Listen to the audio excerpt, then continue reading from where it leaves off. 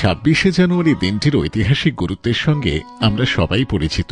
আমরা জানি 1935 সালের গভর্নমেন্ট অফ ইন্ডিয়া অ্যাক্টকে প্রতিস্থাপিত করে 1950 সালের এই দিনটিতেই ভারতের সংবিধান কার্যকর হয়েছিল। আমরা ভারতের নাগরিকরা নিজেদের উপহার দিয়েছিলাম এক সার্বভৌম গণতান্ত্রিক প্রজাতন্ত্র। কিন্তু ঠিক তার দুদিন আগে আজকের দিনটি অর্থাৎ 24শে জানুয়ারিও যে জাতীয় ইতিহাসের এক গুরুত্বপূর্ণ অধ্যায়ের সাক্ষী তা কিন্তু আমরা অনেকেই জানি না। জানেন কি, 1950 সালের এই দিনটিতেই জনগণমন এবং বন্দে মাতরমকে জাতীয় সঙ্গীত হিসেবে গ্রহণ করা হয়েছিল। জনগণমন গানটির সঙ্গে জড়িয়ে আছে দীর্ঘ কৌতূহল জাগানিয়া ইতিহাস। 1911 সালের ডিসেম্বর মাস দিল্লির দরবারে সম্রাট পঞ্চম জর্জ বঙ্গভঙ্গ রদের ঘোষণা করলেন। একই সঙ্গে জানালেন ব্রিটিশ সাম্রাজ্যের রাজধানী কলকাতা থেকে দিল্লিতে স্থানান্তরিত হল। রাজধানী স্থানান্তরকে তেমন আমল না দিয়ে 1905 সাল থেকে চলে আসা বঙ্গভঙ্গ বিরোধী আন্দোলনের বিপুল জয়ে উল্লসিত হল বাঙালি। 30শে ডিসেম্বর সম্রাট পঞ্চম জর্জ আসবেন কলকাতায়। সেই উপলক্ষে তাকে স্বাগত জানাতে একটি গান লিখে দেবার অনুরোধ জানিয়ে রবীন্দ্রনাথের দ্বারস্থ হলেন সরকারি মহলের কয়েকজন কর্তা ব্যক্তি। এমন অনুরোধে ক্রুদ্ধ ও স্তম্ভিত রবীন্দ্রনাথ মুখে কিছু বললেন না, লিখে দিলেন একটি গান। কংগ্রেসের অধিবেশনও সেবার বসেছিল কলকাতায়। 27শে ডিসেম্বর রবীন্দ্রনাথের লেখা সেই গান জনগণমন গাওয়া হল কংগ্রেসের অধিবেশনে। এরপরেই গাওয়া হল একটি হিন্দি গান। এর মধ্যে কোনটি সম্রাট বন্দনার গান তা নিয়ে বিতর্ক আছে। পরদিন দ্য স্টেটসম্যান, দ্য ইংলিশম্যানের মতো সাহেবী সংবাদপত্রগুলি বলল সম্রাটের বন্দনা গান জনগণমন গাওয়া হয়েছে কংগ্রেসের অধিবেশনে। কিন্তু বেঙ্গলির মতো বাঙালি সম্পাদিত পত্রিকা জানাল জাতীয়তাবোধক গান হিসেবে গাওয়া হয়েছে জনগণমন, আর সম্রাট বন্দনা করা হয়েছে পরের হিন্দি গানটিতে। তাহলে ঠিক কোনটা?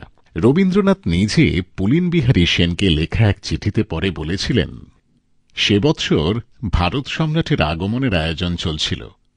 রাজ্য সরকারে প্রতিষ্ঠাবান আমার কোনো বন্ধু সম্রাটের জয়গান রচনার জন্য আমাকে বিশেষ করে অনুরোধ জানিয়েছিলেন। শুনে বিস্মিত হয়েছিলুম। সেই বিস্ময়ের সঙ্গে মনে উত্তাপেরও সঞ্চার হয়েছিল।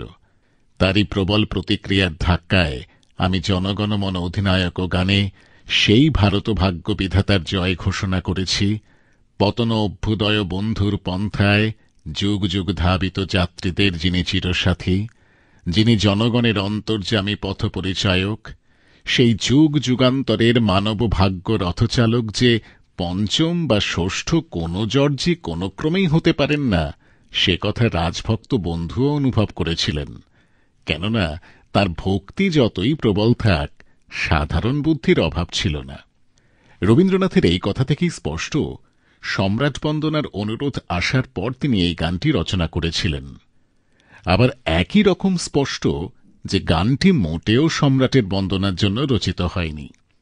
উপলক্ষকে অতিক্রম করে কবির লক্ষ্য ছিল ভারতের জাতীয় চরিত্র ও বৈচিত্র্যের মূলগত সত্যের বন্দনা, এক সাম্রাজ্যবাদী শাসকের আগমনক্ষণে উপনিবেশের স্বাধীন আত্মপরিচয়ের বর্ণাঢ্য প্রকাশ।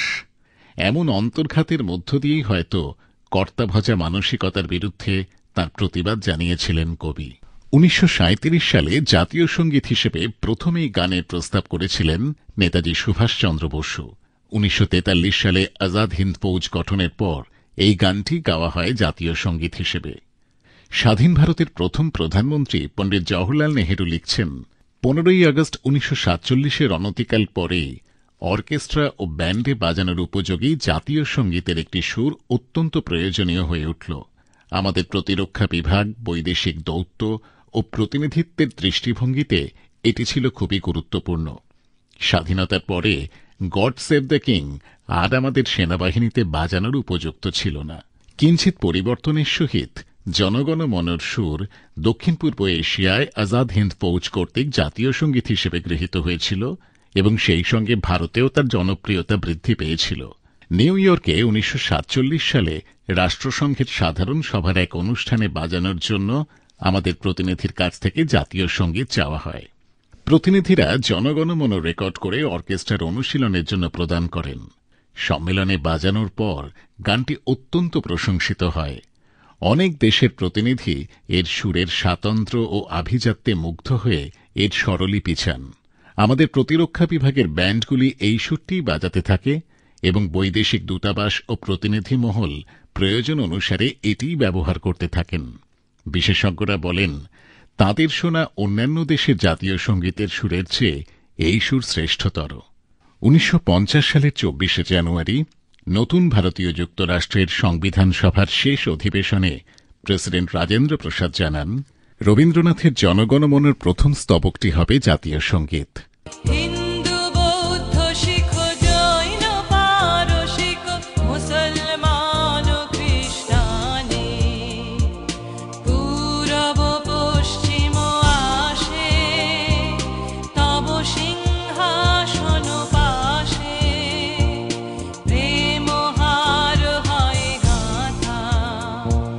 আর স্বাধীনতা সংগ্রামে যে মন্ত্র দেশের লোকের মুখে মুখে ফিরেছে, সেই বন্দে মাতরমও পাবে সমান মর্যাদা।